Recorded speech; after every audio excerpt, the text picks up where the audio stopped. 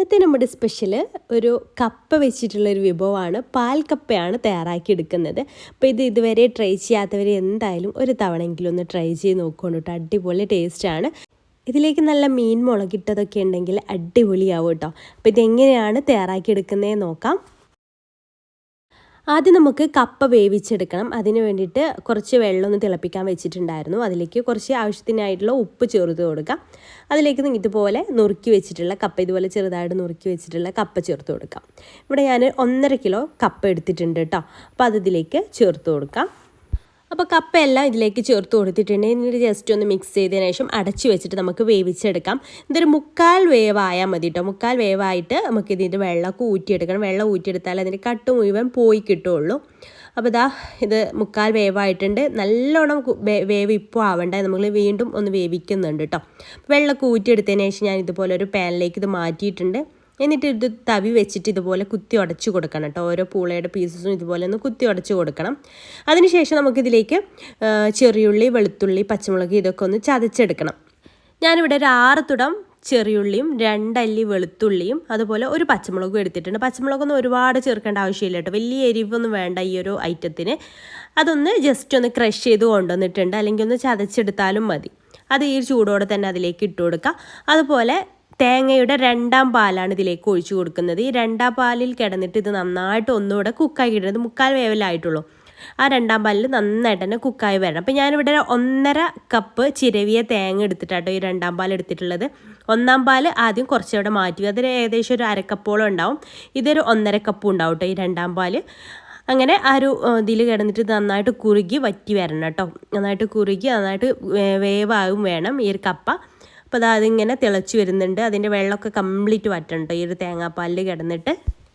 അപ്പോൾ ഇതിലുള്ള വെള്ളമൊക്കെ കംപ്ലീറ്റ് തന്നെ വറ്റി വന്നിട്ടുണ്ട്. ഇപ്പോൾ ഈ ഒരു ലെവലിൽ എത്തിയിട്ടുണ്ട്. ഇനി നമുക്കിതിലേക്ക് നമ്മൾ മാറ്റി വെച്ചിട്ടുള്ള 1/2 കപ്പ് കട്ടിയുള്ള തേങ്ങാപ്പാൽ, 1ാം പാലാണ് കേട്ടോ. കട്ടിയുള്ള 1ാം പാൽ ഇതിലേക്ക് ചേർത്ത് കൊടുക്കുക. അത് 1/2 കപ്പേ ഉള്ളൂ കേട്ടോ.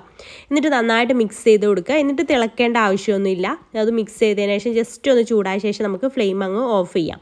ഇനി ഇതിലേക്ക് ഒന്ന് താളിച്ചൊഴിച്ച് കൊടുക്കാനുണ്ട് കേട്ടോ. അപ്പോൾ ഇതിങ്ങനെ ഓഫ് ചെയ്ത് കുറച്ച് ലൂസിൽ കിടന്നോട്ടെ കേട്ടോ. ഒന്ന് തണുക്കുന്ന സമയത്ത് ഒന്നുകൂടെ കുറുകി വരും. അപ്പോൾ അത് ശ്രദ്ധിക്കുക. പിന്നെ ഞാനൊരു പാൻ വെച്ചിട്ടുണ്ട്. ആ ഒരു പാനിലേക്ക് നമുക്കൊരു 2 ടേബിൾ സ്പൂൺ വെളിച്ചെണ്ണ ഒഴിച്ച് കൊടുക്കാം. വെളിച്ചെണ്ണ ഒഴിച്ച് കൊടുത്ത് വെളിച്ചെണ്ണ നന്നായിട്ട് ചൂടായിട്ട് വരുന്ന സമയത്ത് നമുക്കതിലേക്കൊരു 1/4 ടീസ്പൂണ് കടുകിട്ട് പൊട്ടിച്ചെടുക്കാം. കടുകെല്ലാം ഒന്ന് പൊട്ടി വരുന്ന സമയത്ത് നമുക്കതിലേക്ക് ചെറിയുള്ളി അരിഞ്ഞത് ചേർത്ത് കൊടുക്കാം. ഒരു 8, 9, 10 ഒക്കെ ചെറിയുള്ളി നമുക്കിതിലേക്ക് ചേർത്ത് കൊടുക്കാം കേട്ടോ. ഞാൻ ഒരു 8 ചെറിയുള്ളി ഇതുപോലെ ചെറുതായിട്ട് അരിഞ്ഞതാണ്ട് ചേർത്തിട്ടില്ല. ഇത് ചെറിയുള്ളി ഒരുപാട് ഉണ്ടായാൽ നല്ല ടേസ്റ്റാണ്.